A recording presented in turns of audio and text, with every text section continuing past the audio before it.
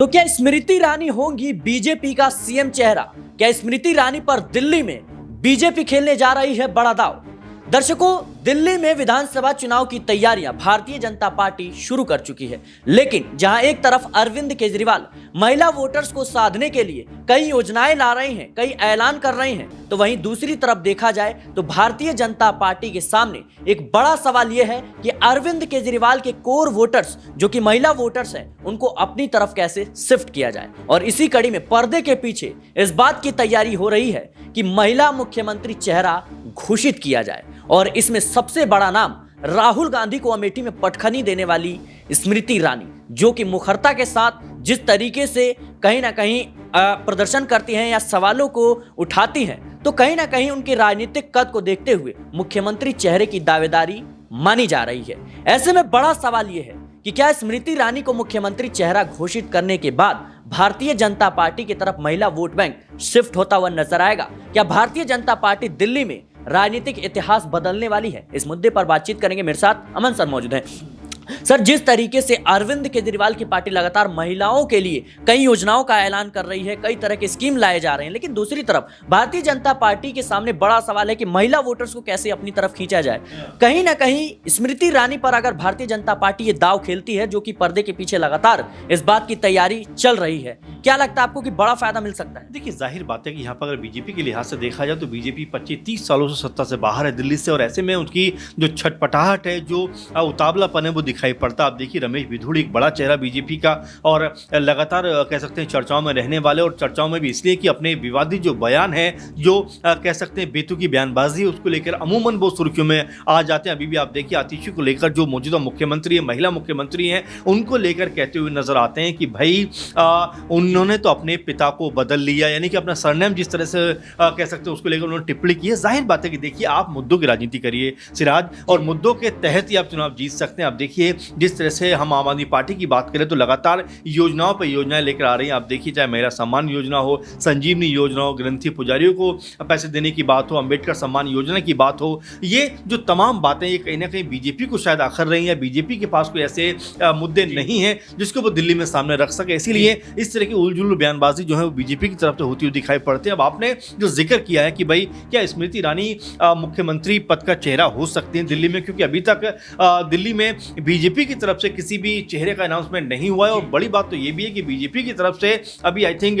40 के आसपास नामों की, 39 के आसपास नामों की घोषणा हुई है, जो अपने आप में बताता है कि अभी बहुत सारे नाम आना बाकी हैं जी। और इसके अलावा जो मुख्यमंत्री पद की आप बात कर रहे हैं, देखिए स्मृति ईरानी भी कहीं ना कहीं हारा हुआ चेहरा है। रमेश बिधूड़ी को साइडलाइन कर दिया गया था, प्रवेश वर्मा को साइडलाइन कर दिया गया था। ऐसे नेताओं के सहारे का बीजेपी दिल्ली जीतना चाहती है। मुझे लगता है कि बीजेपी सिर्फ मुकाबला नहीं हार रही, बल्कि कहीं ना कहीं अपना मनोबल भी तोड़ बैठी है, क्योंकि अगर आप यहाँ से देखते तो लगभग महीना भर चुनाव को हो गया, लेकिन बीजेपी की जो एक्टिविटी है वो आपको उस लेवल पर नजर नहीं आती। हाँ, ये जरूर नजर आ रहा है कि उलझुल बयानबाजी हो जा रही है, उल्टे सीधे बयान दे दिए जा रहे हैं, लेकिन योजनाओं के नाम पर कहीं भी बीजेपी का कोई भी नेता खड़ा हुआ नजर नहीं आता। कि अगर अरविंद केजरीवाल ने महिला सम्मान योजना की बात की है, संजीवनी योजना की बात की है, तमाम और योजनाओं की बात की है, तो हम उनसे बेहतर योजनाएं लेकर आएंगे, उसके ऊपर बात नहीं हो रही। तो ऐसे में यही कहा जा रहा है कि बीजेपी अभी खाली हाथ है, बीजेपी के पास कुछ नहीं है। और हो सकता है, जैसा आपने जिक्र भी किया, कि स्मृति ईरानी के सहारे बीजेपी एक महिला कार्ड यहां पर खेलती हुई नजर आ जाए, क्योंकि स्मृति ईरानी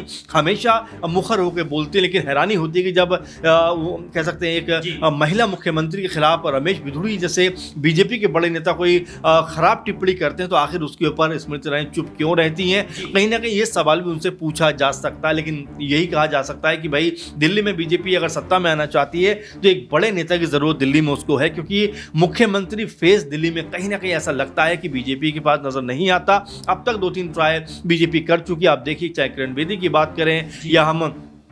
मनोज तिवारी की बात करें, हर्षवर्धन की बात करें, तमाम ऐसे चेहरे निकल के आए, लेकिन बीजेपी हर बार सत्ता से बहुत दूर रह गई। और अगर बीते 2 चुनाव की बात करें तो बीजेपी का जो आंकड़ा है वो 3 विधायकों का 2015 में रहा, 7 विधायकों का 2020 में रहा, और अब उनकी हालत कैसी आप समझ पा रहे हैं कि अभी तक ना तो कोई किसी योजना का जिक्र है, ना पूरे प्रत्याशी उतारने का जिक्र है। लेकिन हाँ, ये जरूर कहा जा रहा है कि भाई महिलाओं के खिलाफ उल्टी सीधी टिप्पणी की जा रही है। आप देखिए, प्रियंका गांधी के खिलाफ किस तरह के शब्दों का प्रयोग किया गया, अलका जो कह सकते हैं कि आतिशी है उनके खिलाफ किस तरह के शब्दों का प्रयोग किया गया, ये बताता है कहीं ना कहीं बीजेपी के अंदर मायूसी है और वो उनके शब्दों में नजर भी आ रही है। सर, एक बड़ा सवाल रहेगा कि जिस तरीके से अभी देखा जाए तो स्मृति ईरानी जब अमेठी में चुनाव लड़ रही थी उस वक्त उन्होंने अमेठी में एक घर भी बनवाया था, लेकिन खबरों के मुताबिक स्मृति ईरानी ने दक्षिणी दिल्ली में एक अपना घर लिया है और वहां से कहीं ना कहीं लगातार वो दिल्ली में भारतीय जनता पार्टी के शीर्ष नेतृत्व से मिलने की जद्दोजहद कर रही हैं। लगातार आना जाना उनका लगा हुआ है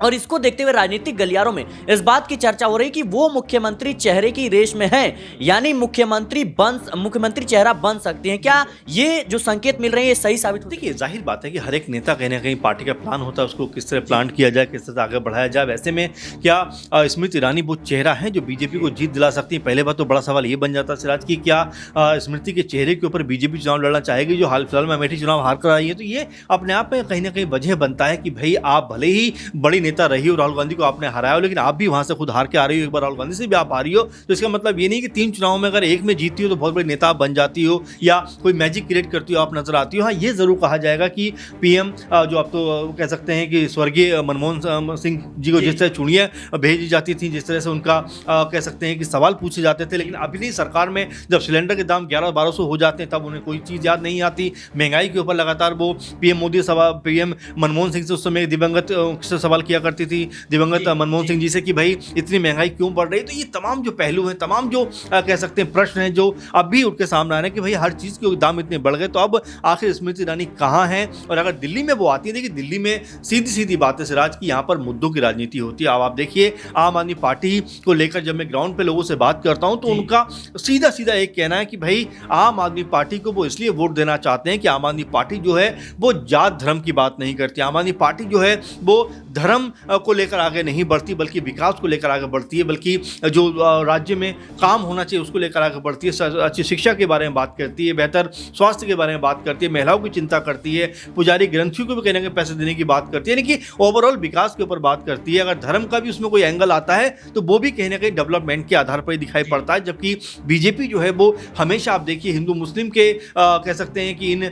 जो बिंदु हैं इनसे आगे नहीं बढ़ पाती, इसीलिए बीजेपी की जो दिल्ली में हालत है वो बेहतर नहीं हो पा रही। अब आने वाले दिनों में क्या वाकई में जो स्थिति बदलती हुई नजर आई, क्या वाकई में यहाँ से स्मृति ईरानी को चेहरा घोषित किया जाएगा? क्योंकि आम आदमी पार्टी जिस मजबूती के साथ में चुनाव लड़ रही है, ऐसे में बीजेपी के पास कोई बड़ा चेहरा नहीं है, तो हो सकता है कि स्मृति ईरानी को ही मैदान में उतार दिया जाए। जी बिल्कुल दर्शकों, अक्सर भारतीय जनता पार्टी हाल ही की राजनीति पर अगर नजर डालें तो चुनाव से पहले मुख्यमंत्री का चेहरा घोषित नहीं करती, लेकिन दिल्ली में परिस्थितियां बदली हुई हैं। दिल्ली में भारतीय जनता पार्टी को अरविंद केजरीवाल जैसे मुखर नेता का मुकाबला करना है, जहां एक तरफ अरविंद केजरीवाल लगातार कई योजनाओं का ऐलान कर रहे हैं, महिला जो वोटर्स हैं उनको साधने का प्रयास कर रहे हैं, तो वहीं दूसरी तरफ भारतीय जनता पार्टी के सामने ये चुनौती है कि अरविंद केजरीवाल के कोर वोटर्स को अपनी तरफ कैसे खींचा जाए। और इसी को देखते हुए मुख्यमंत्री चेहरे को लेकर महिला जो कह सकते हैं नाम है उस पर कहीं ना कहीं भारतीय जनता पार्टी दाव लगाने की तैयारी में है, और इसमें मीनाक्षी लेखी का नाम सामने आता है, स्मृति ईरानी का नाम सामने आता है,